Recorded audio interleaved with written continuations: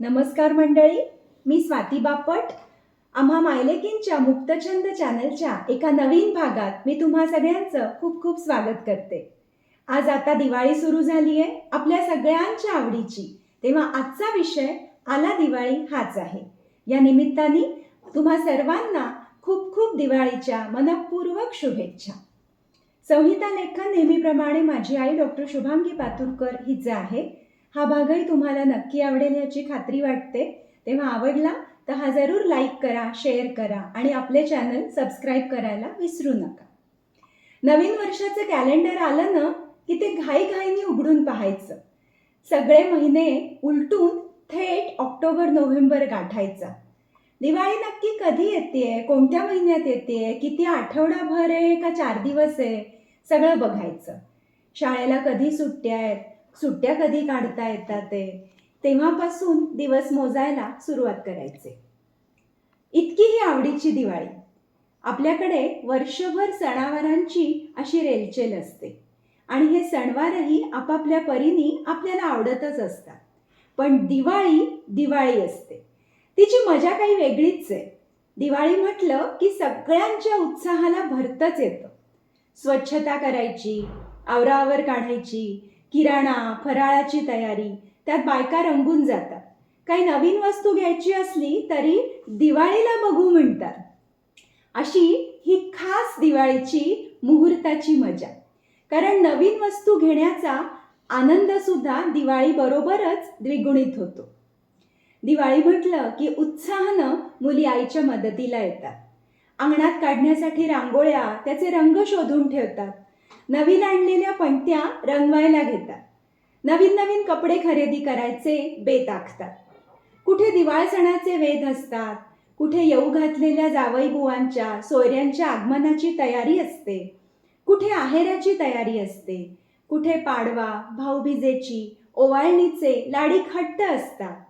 कुठे नवीन दागिना तर कुठे नवीन साडी, कुठे नवीन बांधलेल्या वस्तूमध्ये वास्तूमध्ये दिवाळी कशी साजरी करायची त्याचा आनंद. दिवाळी म्हटली कीच खरा आनंद असतो. मुलांनाही दिवाळीचे फार वेध लागतात. मनात बेत रंगत असतात, पण मध्ये तिमाही परीक्षांचा अडसर येतो. तो एकदाचा पार केला की मग दिवाळीच्या सुट्ट्या सुरू होतात. मुलं खऱ्या अर्थानं मज्जा करायला मोकळी होतात. आता अभ्यासाची कटकट नाही, दिवसभर हुंदडायची मुभा, फटाक्यांची मजा, कुठे आकाशकंदील करण्याची गडबड, कुठे किल्ला करायचे बेत, तर त्यासाठीची जमवाजमव आणि फटाके आणायला जायचं तर किती मजा. त्यासाठी बाबांच्या मागे लकडा लावायचा. शिवाय दिवाळीचा फराळ, तो तर मुलांचा सगळ्यात आवडीचा. आईच्या मागे भुणभुण करायची, फराळाचे फक्के मारायचे, कधी सुरुवात करणार ग म्हणून लाडीगोडी लावायची, कामात थोडीशी लुडबुडही करायची. तिने सुरुवात केली की मग तो आनंद तर काही विचारू नका. स्वयंपाकघरातून नुसत्या त्या वासानं सुद्धा जीव वेडावतो. मग प्रत्यक्ष आनंद किती वर्णावा. शेव असो, चिवडा, करंजा, अनारसे, लाडू, कडबोळी, एक एक पदार्थ तयार होत जातात. घरात घमघमाट सुटतो, डबे भरतात आणि मग दिवाळी येऊन ठेपते. आपली दिवाळी तब्बल आठवडाभराची असते. तिचं स्वरूप थोडं धार्मिक आहे, थोडं सांस्कृतिक आहे, थोडं सामाजिक आहे, संमिश्र आहे. तिच्या निमित्तानं कुटुंबातील नातेवाईक मंडळी सुद्धा एकत्र येतात, सणांचा आनंद घेतात. एक कौटुंबिक सुखसोहळा होतो. वसुबारस हा दिवाळीचा पहिला दिवस, आजचा दिवस. या दिवसापासून अंगणात दारात रांगोळी काढायची. संध्याकाळी तुळशीजवळ छान दिवा लावायचा. दारापुढे 5 पणत्या लावायच्या. कृषी संस्कृतीशी निगडीत असा हा सण. शेती करण्याचा शोध लागायचा होता त्या पशुपालनाच्या काळात आणि तो लागल्यानंतर कृषी संस्कृतीच्या काळातही गोधनाचं फार महत्त्व होतं. कारण तिच्या योगानं उदरनिर्वाह चालायचा. शेतीला लागणाऱ्या सर्व गोष्टी तिच्या योगानं मिळत असल्यामुळे गोमातेचं स्थान दिलं गेलं. वसुबारस हा या गायीबद्दलची कृतज्ञता व्यक्त करण्याचा दिवस आहे. या दिवशी गोमातेचं ऋण स्मरून तिची पूजा करायची, तिला नैवेद्य दाखवायचा. खेडोपाडी हे सहज शक्य असतं. मात्र आजही शहरातून कुठे कुठे देवळांमधून, निरनिराळ्या वस्त्यांमधून गोमातेचं पूजन मोठ्या श्रद्धेनं केलं जातं. धनत्रयोदशी म्हणजे दिवाळीचा दुसरा दिवस. देवांचे वैद्य धन्वंतरी यांच्या कृतज्ञ पूजनेचा. धन्वंतरी हे देवदेवतांनी केलेल्या समुद्र मंथनातून निघालेल्या 14 रत्नांपैकी एक. देवांचं आणि एकूणच सगळ्यांचं आरोग्य सांभाळण्यासाठी त्यांची महती आहे. आजच्या दिवशी व्यापारी बंधू नव्या चोपड्यांची पूजा करतात. आपल्याला जगण्यासाठी लागणारी खरी धनसंपदा ही आरोग्यरूपी धनसंपदा, या दोघांचीही महती आपल्या संस्कृतीने या निमित्तानं अधोरेखित केली आहे. आजच्या दिवशी संध्याकाळी यमदीप लावण्याची सुद्धा प्रथा आहे. दिवाळीची खरी गंमत सुरू होते नरक चतुर्दशीच्या दिवशी. पहाटेचं अभ्यंग स्नान हे त्यातलं मुख्य आकर्षण. फटाक्यांच्या आवाजाने साखर झोपेतून जाग येते आणि लगबगीने पांघरूण दूर सारून उठायची घाई होते. सूर्योदयापूर्वी स्नान व्हायला हवं, नाहीतर नरक अंगावर पडायची भीती. उठून बाहेर आलं की आधी जाणवतो पहाटेचा गारवा. मग दिसतं अंधारात तारका दळांनी चमचमणारं सुंदर आकाश. काळ्याभोर अंधाराला दूर सारणारं ते तेजोमय तारामंडळ. अंगणातल्या स्निग्ध तेजाने तेवणाऱ्या पणत्या, त्यांचं ते जमिनीवरचं प्रतीक. तमसोमा ज्योतिर्गमय ही आपली शिकवण त्यातूनच आली. अशा या सुंदर पहाटेच्या वेळी आई तपकात कणकेचे दिवे करून औक्षवण करते. त्याच वेळी रेडिओवर नरकासुराचं कीर्तन रंगात आलेलं असतं. एकीकडे कान त्या नादाने नादावलेले असतात. आई मग खास दिवाळीसाठी आणलेल्या सुगंधी तेलानं मालिश करते. कडक पाण्याची आंघोळ होते. सुवासिक उटण्यांची, नवीन कपडे घालायची गंमत आपण सगळे अनुभवतो. आटोपल्या आंघोळी की मग एकत्र बसून फराळ, त्याची मजा तर काही औरच. सगळे पदार्थ उत्तम चवीचे, आवडीचे, आणि मग पोट भरतंय तोपर्यंत पुढचं आकर्षण खुणावत असतं. लहानपणी फटाके म्हणजे जीव की प्राण. टिकल्या, लवंगी, सुतळी, लक्ष्मी बॉम्ब असे चढत्या क्रमाचे आवाजी फटाके. ते आपापल्या इयत्तेनुसार उडवायचे. काय मर्दुमकी वाटायची. आवाजाचा धमाका झाला की बाप रे, रात्री फुलभाज्या, चक्र, नळ्यांची मजा. गच्चीवर जाऊन त्या काचेच्या बाटलीत बाण उडवण्याची गंमत. सरसरत वर चढलेला तो बाण आकाशात जाऊन फुटायचा. रंगीबेरंगी उल्का, त्याचं सगळ्या फुलांचा तो वर्षाव खाली यायचा. फार मजा वाटायची. लक्ष्मीपूजन म्हणजे दिवाळीचा खास दिवस, कारण त्या दिवशी साक्षात लक्ष्मीचं पूजन.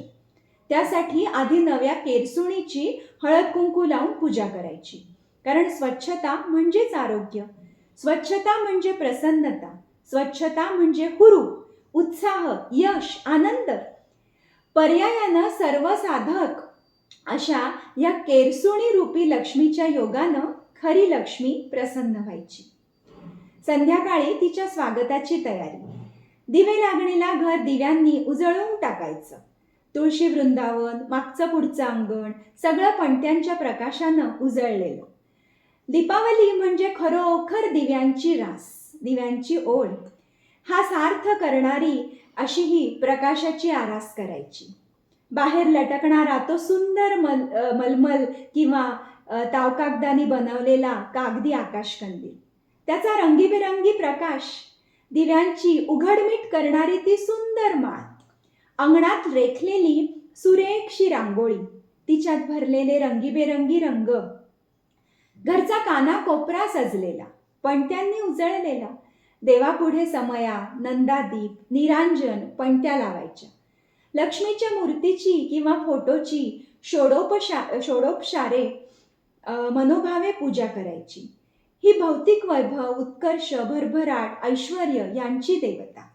तिला लाह्या बत्ताशांचा नैवेद्य दाखवायचा, आरती करून प्रसाद घ्यायचा, तिचा वरदहस्त घरावर असाच असू दे म्हणून प्रार्थना करायची. मग फटाके उडवायचे. त्यांच्या आवाजाने संध्याकाळ कशी दणाणून जायची. थेट मध्यरात्रीपर्यंत. बलिप्रतिपदा म्हणजे पाडवा. हा दिवस नातातला गोडवा जपायचा, तो सुदृढ करायचा.